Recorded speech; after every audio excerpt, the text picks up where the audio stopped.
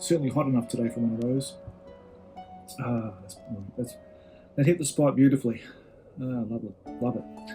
Love my beers of an evening, I tell you that now. And it's been a very productive week. We've got the Outriders done now. We've started the Kislevites Horse Archers as well. So we're all go here at Eavylead Studios, and David's very happy to see that the Outriders are now done and finished and ready to hit the tabletop. Hopefully not this Sunday, the following Sunday, the 17th, they'll make their debut on the tabletop. I've already got another one recorded on the phone here at the moment, so that'll eventually come. Thank you very much for your patience for battle reports. They will be coming. I've just started doing a Man of War one, which is now in its full 1 hour and 20 minutes or so on Patreon. You can see the long extended version with me swearing at my dice as usual. And then if you're patient enough, you can wait for Man of War Monday, when I'll release the YouTube version of that with a voiceover and all the bells and whistles. And so get ready for that. Plus, hopefully I'll have one on, I'll see, but maybe I can squeeze a Warhammer one on Warhammer Wednesday. So we'll just see. But maybe it's best just to have one per week, which is probably not a bad idea. And that way I can sort of string them out over the course of the next few months. And, of course, I'm really busy here at Eavylead Studios trying to pump out these orders and get the miniatures painted for people as quickly as I possibly can. So, in a moment, we're going to spin around and have a look at the Outriders. I'm really happy with how they turned out. I tried to capture them exactly as the 4th edition images are in the army book, to the best of my ability, and I know that David's really happy with them. So, speaking of David, thanks very much for this t-shirt, mate. Come and go. I've never heard of this particular, I think it's a convenience store in the US, Midwest of America, but never heard of them. And my wife saw it this afternoon. She said, "A good new t-shirt." I said, "Yeah, it's called the Come and Go." And she just started cracking up laughing. So she thought it was quite amusing. So thank you, David. You put a smile on my wife's face after work today. So thank you for that. Plus, he sent me some lovely little battle wizards for his Empire army. I'm going to show you those in a minute after wrapping up the Outriders and have a look to see what the army looks like at this stage of its development. Okay, guys, let's spin it around. Let's have a look. But before we do, just want to say a big cheers to everyone attending Bring Out Your Lead for 2025 at Newark in the UK today, because today they've been making the pilgrimage to go down, David included. So I want to say, everybody, have a wonderful time. Drink many of these. I'm sure it's going to be hot enough for you to have many salutations over the games table this weekend, over 3 days of gaming. We're very jealous of you guys being able to attend, and just make the most of it. Hang out with your mates, roll some dice, have fun, enjoy your games of fantasy or 40k or whatever it might be you're playing in the day. But just want to make a special note to those guys making that pilgrimage and making those events so special. So cheers to you.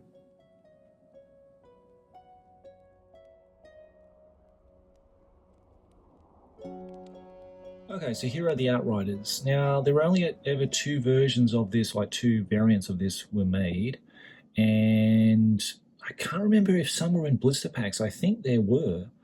And interestingly enough, in the 4th edition book, they have plated armor leggings, and in this one, they have the pistolier legs. So these sort of leather boots, which I found interesting at first. So I didn't really notice it until I looked at the 4th edition book, looking at the color schemes and trying to match them up, and then realized, hey, hang on, they're all got different legs. So I don't know whether that's a mistake on the initial models they put together, because it's catalogued with armored plated legs, or they just changed their mind and said, no, we want them with leather boots rather than armor plated legs. But yeah, I've tried to paint them as good as I can with all the freehand on the side and everything like that. So just those little added details just make them look a bit more special. They are really, really nice looking models, and I enjoyed painting them, of course.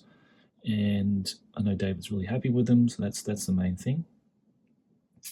But they'll look really striking on the battletop as well because of that yellow barding, which I know that one of my patrons and one of the comments in one of the videos from my good friend Jonathan, Angry Tabletop Nerd, asked how to paint yellow. Well, yellow, I approach it with a white undercoat, like white primer, and then, and I'll of course show you in videos. I've got some lovely bad moons to paint here, so I'll show you how to paint yellow at some stage in a painting video. I just with an airbrush, I just applied straight with a sunburst yellow, and just to get a really nice even coat across the whole model. So if you've got an airbrush, it makes it just much easier when you, especially if you're doing things like in bulk and you have to paint a number of these models, and they're large areas, surface areas like these, like this barding, for example. So once that's done, I grabbed a pot of sort of orange and yellow ink and sort of just brushed on over the plating to give it a much more warm and rich color. And then after that, I just applied some white. Here's the champion guy here.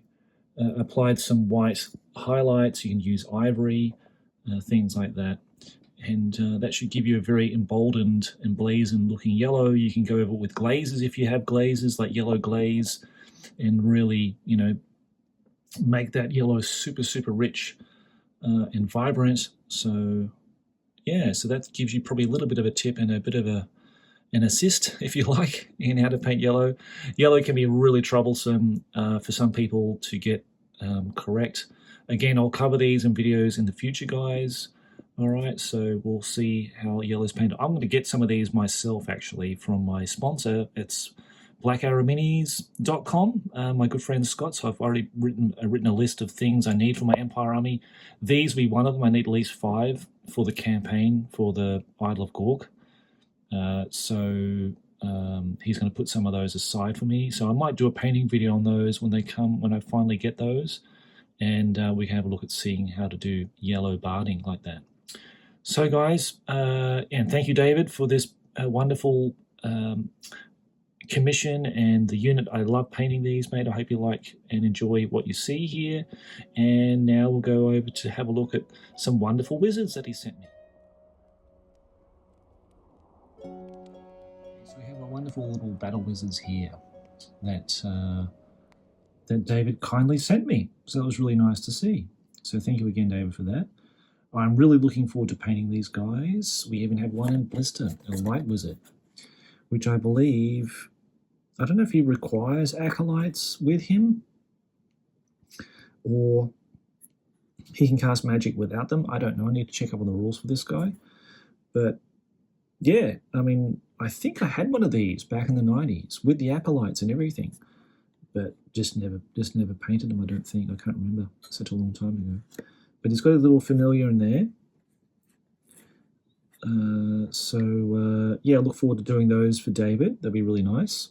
And yeah, familiars are another thing. We need to, I might have a couple here for him as well that I can paint for him, possibly as a gift or something like that. So we've got a Grey Wizard. Now the Grey Wizard's staff has been repurposed somehow. I don't know where this part's come from, but it's been modified. And the way we can check that is by looking at the Battle Magic 4th edition spell, the rulebook here. And it's got like a cow's head with horns and feathers, but unfortunately that must have broken off at some point.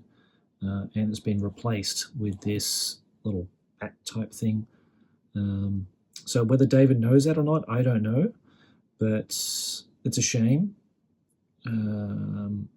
I do have one that's mounted. So whether I can maybe, for David, maybe make a mold of that and like just reproduce it and stick it on top of here, I'll have to have a look. So because I love the Grey Wizard and he's such an iconic miniature that I'd love to represent it exactly how it is in the photographs. So let me look into that. Maybe I can do that for David to help him out. But an Amethyst Wizard on foot. I do have one of these as well, but without his scythe. It's been snapped off. Unfortunately, so it'd be lovely to paint one of these guys on foot. I've got one mounted, which I absolutely love. It's probably my favorite model in my collection that I've painted. So yeah, looking forward to painting this guy on foot. We've got a gold wizard now. Unfortunately, a lot of the staves did break. You know, they had like a, what's that, just over 1 millimeter in diameter, those the rods they used to make these staves and everything out of. But unfortunately it snapped. I have repaired a lot of for myself already, so I may just have to take off that last little bit there. So I've got a bit of meat there to drill into, and then drill into his hand and reattach that. And we've got our bright wizard here as well, putting his hand in the air, casting a spell. Actually, that looks quite similar to this, doesn't it? But it's even smaller. So, yeah. Yeah, I'm not sure where that's come from. Maybe you guys know, you can tell me in the comments. But, yes. But, yeah, really looking forward to painting those. Very excited to see those come through the mail. And, of course, you'll be greeted with those as an update in the future. I do look to paint this guy this week. I do have a mounted one for myself, which I was going to paint, but as it's a commission, I'll paint this one for David instead. I might paint both of them. Let's see how if time is permitting. I might paint both, so we have one mounted for the cavalry and one on foot for the halberdiers, perhaps, because gold magic is really good. Aki, if he watches this, thanks, mate. You've really shown me the way in gold magic for the college spells. I think they really work well and they're really powerful. And so yeah, I'm really looking forward to using gold magic more in our games of 4th or 5th or Warhammer Renaissance, which is the game system we usually play here. So yeah, that's the wizards. Hope you enjoy looking through those. And now we'll have a look at the actual army as to what it looks like now with all the miniatures painted so far. Here we go, from the wing lancers that we showed you last week, the halberdiers. I did paint 2 more archers to complete that unit of 10, so it makes a nice little archer detachment.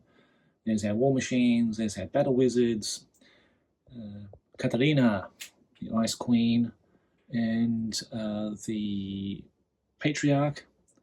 The Pistoliers are there as well, and then we've got our Outriders here. And we've got a lone Kislevite archer, so he needs his friends to join him. There's another 9 that I'm currently in the process of painting, along with 2 mounted, one's an electric count, one's a Hero of the Empire that I'm working on as well, and I've stripped back and cleaned up the Hero of Pegasus, so that needs to be assembled and put together. Got Karl Franz, and there's the electric count Ludwig Schwarzerhelm, I think that's his name, and the Imperial Standard bearer.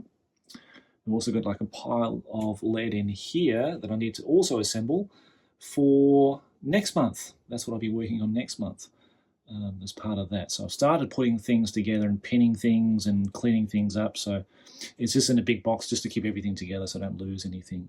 That's the last thing we need. So down here, just thought I'd show you that while we're here at the sort of the service area, if you like, of Eavylead Studios. This is all my stuff.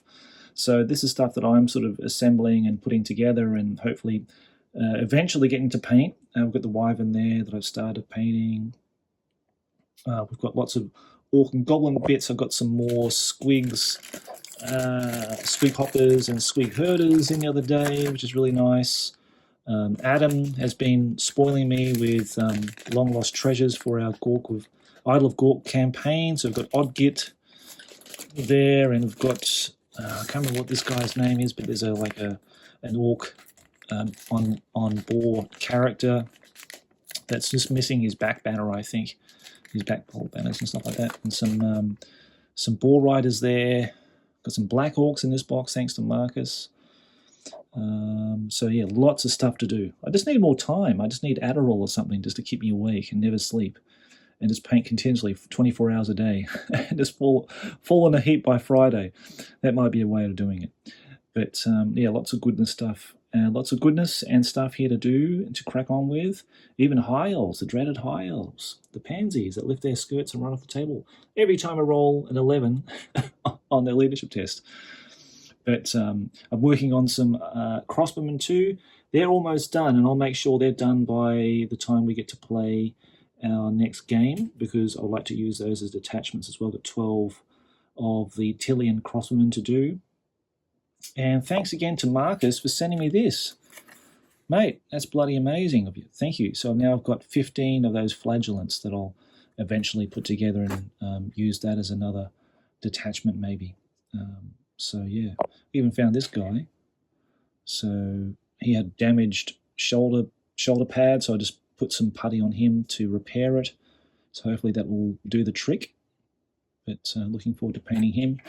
And after seeing how beautiful David's ones, I painted David's Supreme Patriarch. I looked at mine. I thought that looks bloody hideous. So I stripped it back, and I'm going to repaint it at some point. I'm actually going to do a series on these, the Heroes of the Empire and the Elected Counts of the Empire, as a painting series. So look forward to that. That's something I'm looking forward to doing, because they're absolutely beautiful models. They're probably my favourite figures in the entire Empire range. But there you go, guys. That's my workbench. I never get anything painted, but you can actually see what's happening. Maybe over the next couple of months, you can see things actually completed and painted on that shelf. Let's hope so anyway. Last thing I want to show you before I get back to my beer, because I'm looking forward to drinking the rest of that, is this White Dwarf. Now, one of my patrons and a really wonderful human being, Adam of Doom, from Denmark, sent me some White Dwarf issues along with his commission. Some issues, he had doubles of things, and he thought he could add it to my collection. So thank you so much again, Adam, for that, mate. I really appreciate it, because yes, this is the golden age. This is the golden age of White Dwarf, with Robin Dews at the helm, producing the miniatures and the photographs, the battle reports, everything that I loved about this era. There we go, 4th edition. Absolutely beautiful. Talking about the German edition of 4th edition there. So, but why I chose this one specifically was that I wanted to show you something that another patron and I have been just talking about and discussing in the background, and it's this one, the Revenge of the Doom Lord. Now, I've talked about lots of scenarios and White Dwarf battle reports that I want to play, and there's so many in the pipeline and everything, but I thought, once we start getting other people involved, like I can't facilitate both armies, I can't facilitate everything, so what I'm trying to do is get a lot of other people involved with it as well, and so that it will speed up the process of creating these things, so we can actually get them filmed and played and experience them. Now, I know if you're going to Bring Out Your Lead, I know Dave Gilson, he actually ran this a couple of years ago, and Jervis Johnson actually was there at the Bring Out Your Lead event and saw them playing it, which must have really blown him away, because I think Jervis was the man behind creating this scenario. So that would have spun him out big time. But with the help of my good mate Adam, who's a patron, and battle report that I'm actually in the process of editing at the moment, so you guys will see his beautifully painted Forest Goblin army in due course. But I said, because he said he had an undead army, and I said, oh really? I said, great. I said, what have you got in it? And so I sent him a list of what's in the Revenge of the Doom Lord scenario. He said, yeah, I'm missing just the 2 chariots, but being in the UK, I'm pretty sure he'll find those quite easily. And he's got everything else. So I said, beauty, because I've got pretty much most of the stuff for the Empire, but I'm going to order some stuff from my good mate and sponsor, Scott at Black Arrow Minis, a steam tank. I think there's 10 archers I'm missing. There's 2 more Knights of the White Wolf. I do have the Winged Lancers already, and I've got the archers, the Winged Horse Archers for Kislev. The Kislev contingent I have. The 5 Pistoliers I need to get, and the Halberdiers. I think there's 40 all up. I don't have 40, so I need to get some of those. But it's possible, it's doable. It's something that we can work towards to play out, maybe next year sometime. And I'm going to try to get another mate of mine, Sam, involved. That's a mutual friend of ours. get him involved as well and bring up some of his beautifully painted Empire stuff on the day. And yeah, I'll be happy to play the Kislev contingent, so I might just concentrate on those guys, getting those guys done, and have the other guys bring whatever they have to the tabletop. So yeah, just to fill you in, guys, that I've talked about many a campaign, many a battle report, but this is actually they're working towards it, so that's wonderful. Well, at least Adam is. Sam doesn't even know about it, so yeah, he'll know about it soon enough. But yeah, it's a beautiful looking report, and I'd love to experience it, because that's all part of the joy of what we're doing, isn't it? Recreating these wonderful battle reports of the time. Now that we have maybe the money, not the time, maybe. If you're lucky enough, you have both, and seeing it played out on the tabletop. Hopefully my archers aren't going to be running away like in that photo. But yeah, it's but I need to get the terrain sorted, everything. I want the terrain exactly the same as what it's on the pictures. Need to make some more stuff. So it could be, a couple of years away before we get to it. But, hey, it's nice to have those plans in place now and to get to work towards that for the future. But yeah, guys, look, I'll end it here on this wonderful Blood Bowl and Death Zone picture here, which is kind of the main feature of this White Dwarf 174. I want to thank you for watching. Thanks very much for all of your excellent, very kind and wonderful comments. I really love reading those and responding to those if I can. So look, if you have anything to say, if you want to leave me a comment, leave me a like, leave me a sub, that'd be wonderful. We just reached 9,000 subs, so that's also an amazing achievement for my little humble channel. And I want to say thank you to everybody who's been sort of egging me on and supporting me along this way, and not only my patrons, but of course a lot of the viewers here as well. And soon you'll be rewarded with a Man of War battle report, so hopefully you'll enjoy that when you see it. But until then, I'm going to finish this beer and get back to work. So thanks, guys, again for watching, and take care of yourselves. Have a great weekend, and enjoy Boyle if you're going there. It's a terrible name, isn't it, Boyle? Bring out your lead. Sounds much better. Okay, guys, take care. See you later. Bye-bye.